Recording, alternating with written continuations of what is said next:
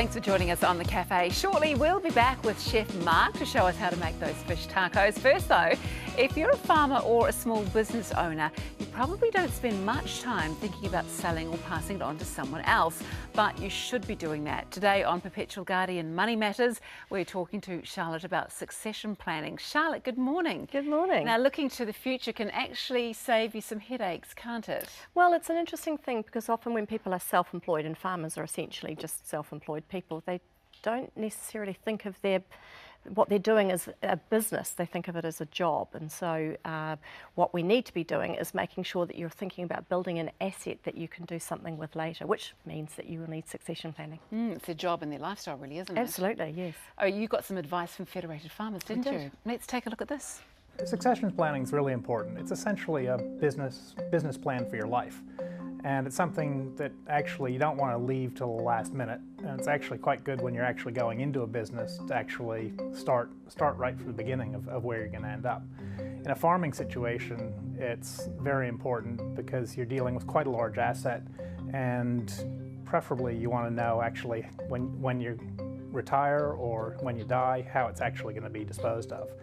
So it's something that's quite good to communicate to everybody that's involved in your business, and especially if you have children, that they're quite clear about what the expectations and how things are going to happen. Is the plan when you retire to actually sell up and use the asset for retirement, or is it an intergenerational farm where it's actually going to be transmitted to your children and possibly their children as well? And when it's a big asset, it's actually quite hard to split up, and so it takes a lot of careful planning. If you don't have a succession plan, it can actually lead to really nasty family dynamics. The real key is actually communication, having quite clear expectations. And if the kids grow up knowing what's going to happen, then they can plan their lives accordingly as well. Yeah, succession plans aren't just for farmers.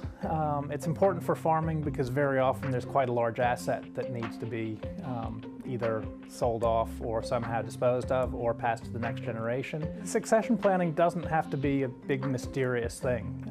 It can be, there are plenty of people out there that can help you.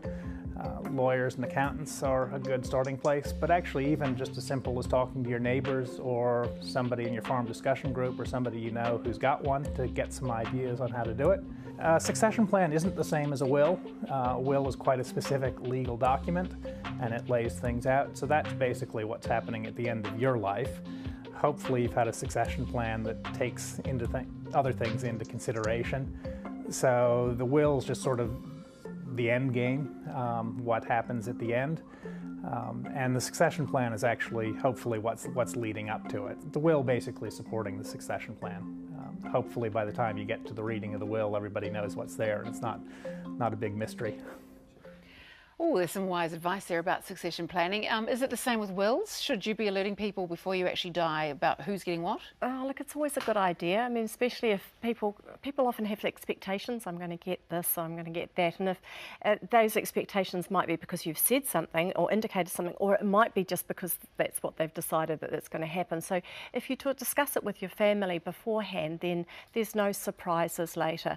But people are often quite reluctant to discuss this beforehand. We don't want to talk about death, and these are all sort of quite confronting conversations as well. But you know, by all means, don't just leave it for the family to sort it out when they get in. Absolutely. Exactly. So, and a will is quite prescriptive. The law is quite prescriptive around what can and can't happen. So it's always better to have had those conversations first. Yep. Have the discussion. Thank you, Charlotte. As always, great advice, and we will see you again next week on Perpetual Guardian Money Matters.